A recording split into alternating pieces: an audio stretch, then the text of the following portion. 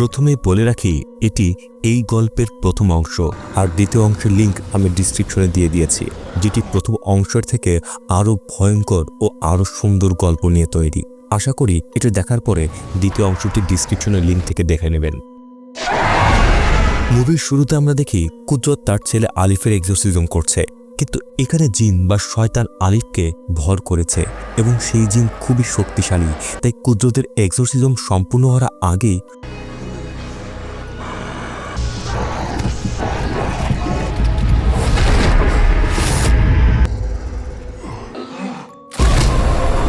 শয়তান আলিফের প্রাণ কেড়ে নেয়। এরপর কুদরতকে শয়তান বলে, তুমি তোমার জীবনের বাকি সময় সন্তানের কষ্টে ছটফট করতে থাকবে। পরবর্তী দৃশ্যে আমরা কুদরতকে জেলে দেখি। পুলিশ কুদরতকে 3 বছর ধরে আটকে রেখেছে, কারণ তারা বিশ্বাস করে না শয়তান বা জিন এটা করেছে। তারা ধারণা করে কুদরত নিজেই তার সন্তানকে হত্যা করেছে। সে সময় কুদরত এবং অন্য বাকি বন্দীদের কথোপকথনের মাধ্যমে জানা যায় যে কুদরত আগে তার স্ত্রীকে ছেড়ে দিয়েছিল, তারপরও আল্লাহর নাম নিয়ে শয়তানের হাত থেকে সন্তানকে বাঁচাতে পারেনি।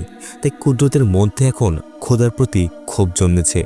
জীবনের দীর্ঘ সময় ধরে খোদার নাম নিলেও তার পরিবারকে বাঁচাতে না পারায় সে খোদাকে দায়ী মনে করতে শুরু করে। এমন সময় হঠাৎ জেলের মধ্যে উপস্থিত হয় সেই শয়তান জিন। শয়তান কুদরতকে অন্য রুমে টেনে নিয়ে যায় এবং ফাঁসিতে ঝুলিয়ে দেয়। জানা যায় এই শয়তানও আলিফকে মেরে ফেলা সেই জিনেরই অংশ।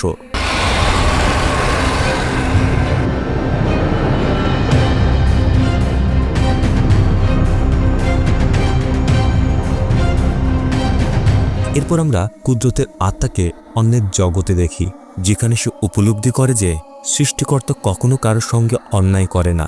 এরপর কুদরতের আত্মা তার দেহে ফিরে আসে, যা মরার পরেও অক্ষত ছিল। এরপর কুদরত তার গ্রামের দিকে ফিরে যায়, অর্থাৎ সে মরে গিয়েছিল, কিন্তু খোদা তার আত্মাকে আবারও দেহে ফেরত পাঠিয়েছে। সেখানে সে দেখতে পায় যে তার গ্রামের ওপর রয়েছে এক ভয়ঙ্কর শয়তান জিনের ছায়া এবং প্রতিদিন কেউ না কেউ সেই শয়তানের শিকার হচ্ছে। গ্রামের দুর্যোগের কারণে অনেক ক্ষয়ক্ষতি হয়েছে। একটি মেয়েকে যাকে শয়তান ভর করেছে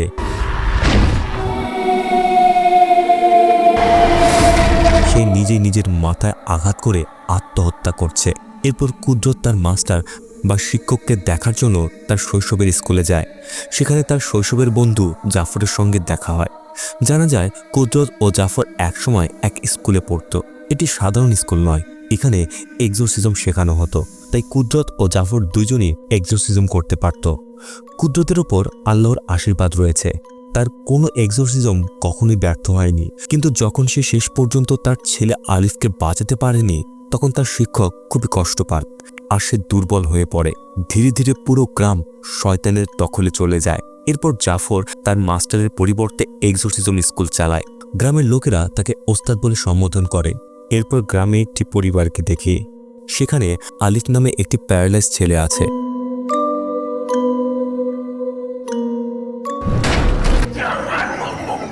যাকে একটি জিন ভর করেছে। এই বিষয়টি তার মা ইয়াসমিন বুঝতে পারে, কিন্তু যখন সে বড় মেয়ের কাছে অর্থাৎ আলিফের বোন আশাকে এটা জানায়, তখন আশা বিশ্বাস করতে চায় না, কারণ তার অনুযায়ী গ্রামের মধ্যে একটি রোগ ছড়িয়েছে, যার কারণে লোকেরা এমনভাবে মারা যাচ্ছে। এটা কোনো জিন ভূতের আসর নয়। পরের দিন আলিফ এতটাই খারাপভাবে পজিস্ট হয়ে যায় যে সে তার মা ইয়াসমিনকেই আক্রমণ করতে শুরু করে, কিন্তু ইয়াসমিন নিজের জীবন রক্ষা করে তাকে রুম থেকে বের করে আনতে সক্ষম হয় এবং রুমের দরজা বাইরে থেকে লক করে দেয়। এরপর সে যখন স্কুলে পৌঁছায়, সেখানে সে কেবল কুদরতকেই পায়। সে কুদরতকে তার সাথে চলার জন্য প্রার্থনা করে। প্রথমে কুদরত তা মানতে চায় না, কিন্তু আলিফের নাম শুনে তার ছেলের কথা মনে পড়ে এবং সে রাজি হয়ে যায় আলিফের এক্সোরসিজম করার জন্য। ওদিকে আশা অর্থাৎ আলিফের বোন রুমের দরজা খুলে দেয়। আলিফের দেহে থাকা জিন আশাকে আক্রমণ করে। এরপর আশা নিজেই তার হাত কেটে ফেলার চেষ্টা করে, কিন্তু ঠিক তখন কুদরত ও ইয়াসমিন সেখানে পৌঁছে যায়। কুদরত আশাকে পাশে সরিয়ে আলিফের এক্সোরসিজম শুরু করে। প্রচুর শক্তিশালী এক্সোরসিজমের পর আলিফের দেহ থেকে জিন বের হয়ে যায়। ধ্বংস হয়ে যাওয়ার আগে জিন কুদরতকে বলে, আমি যাচ্ছি, কিন্তু যে শয়তানকে আমি পূজা করি সে আমাকে শক্তিশালী করেছে, সে তোমার থেকে অবশ্যই প্রতিশোধ নেবে। এরপর কুদরত যখন স্কুলে ফিরে আসছিল, তখন রাস্তার মাঝে সেই শয়তান জিনকে পশুর রূপে দেখতে পায়, সঙ্গে সঙ্গে আলিফের আত্মাও দেখতে পায়। এতে সে ভয়ে গর্তে পড়ে অচেতন হয়ে যায়। ওদিকে আশা নিজের বাড়িতে আলিফকে পুনরায় পজেস্ট অবস্থায় পায়। আর পরের দিন কুদরত সেখানে এসে তার পরিবারের সঙ্গে স্কুলে যায় যাতে আলিফের এক্সোরসিজম করা যায়। কুদরত জাফরের কাছে পৌঁছে জানায় যে আলিফকে আর কোনো সাধারণ জিন নয়, আসওয়ালা নামে সেই ভয়ঙ্কর শক্তিশালী শয়তান জিন পজেস করেছে। আসওয়ালা ছিল ভয়ঙ্কর শক্তিশালী জিন যে শয়তানের সরাসরি বংশধর। এর আগে কুদরত আলিফের দেহ থেকে শক্তিশালী জিনকে বের করে এনেছিল, আর সেই জিন ছিল আসওয়ালা নামে সেই শয়তানি ভয়ঙ্কর জিনের সহায়ক। আর আসওয়ালা নামের সেই জিনই কুদরতের ছেলে আলিফকে হত্যা করেছিল। আর কুদরত ইয়াসমিনের ছেলে আলিফকে এক্সোরসিজম করে তার জীবন বাঁচাতে চাচ্ছিল। কিন্তু জাফর বলে, আমি সবকিছু বুঝেছি, কিন্তু আমি তোমাকে আলিফের এক্সোরসিজম করতে দেব না, কারণ আমি চাই না তুমি আসওয়ালা জিনের সাথে প্রতিশোধের খেলায় নামো, আর এতে আলিফের জীবন বিপদে পড়তে পারে। এই কথা শুনে কুদরত তখনই চুপ হয়ে যায়। পরদিন আমরা দেখি আশা স্কুলের বাইরে বসে কাঁদছে। কুদরত তাকে বোঝাতে থাকে যে পরিস্থিতি যতই খারাপ হোক, আমাদের কখনো খোদার উপর বিশ্বাস হারানো উচিত নয়। শয়তান চায় তোমার বিশ্বাস ভেঙে যাক যাতে সে তোমাকে ধ্বংস করতে পারে, কিন্তু যদি তোমার নিজের বিশ্বাসও কমে যায় তখন শয়তানকে তোমাকে ভয় দেখানোর কোনো প্রয়োজন হয় না। এভাবে কথা বলতে বলতে কুদরত ও আশা গ্রামের জিহানের বাড়ির কাছে পৌঁছে যায়, যেখানে জিহানের বাবা কুদরতকে দেখেই আক্রমণ শুরু করে, কারণ কুদরত জাফরের সহকর্মী। কুদরত জানতে পারে যে জাফর শুধু তাদেরকে এক্সোরসিজম করত যারা তাকে টাকা বা জমি দিত। যারা দরিদ্র ছিল তাদেরকে জাফর এক্সোরসিজম করত না। এটাই মূল কারণ যে জিহান একজন এক্সোরসিস্ট শিক্ষক হওয়া সত্ত্বেও শয়তানের পজিশন বা প্রভাবের কারণে নিজের জীবন নষ্ট করে। তার পরিবার তাকে ক্ষমা করতে পারেনি কারণ তারা দরিদ্র ছিল। এরপরে কুদরত স্কুলে ফিরে আসে এবং দেখে যে আলিফের এক্সোরসিজম সফল হয়েছে।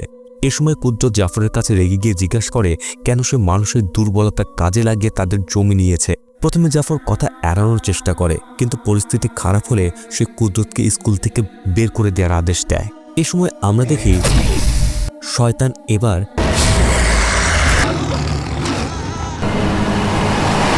ইয়াসমিনকে ভর করেছে। ইয়াসমিন আশাকে নির্দেশ দেয় যে সে ওস্তাদ জাফরকে ডেকে নিয়ে আসুক। অন্যদিকে কুদরতকে দেখি যে স্কুল ছাড়ার আগে শেষবার তার মাস্টারকে দেখতে যায়। মাস্টার জাফরের বিষয়ে তাকে কিছু একটা বলে। এরপর কুদরত জাফরকে খুঁজতে গিয়ে একটি গুহার মতো স্থানে পৌঁছায়।